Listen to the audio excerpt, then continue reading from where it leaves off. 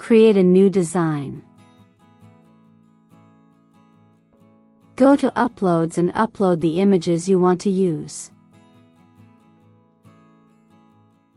Add the first photo to your design.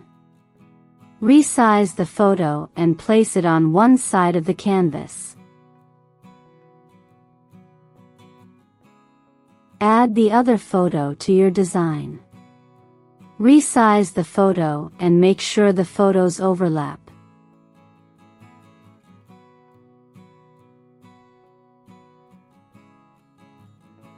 Go to Apps.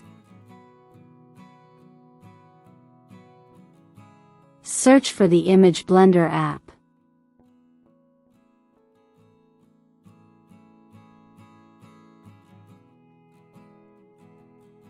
Make sure the photo is selected, and select Blend Selected Image. Move the points and adjust the strength until you're happy with the effect.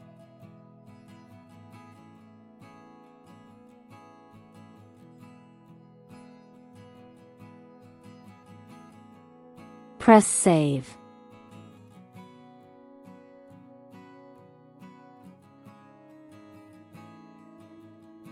You can now find the blended image under Uploads.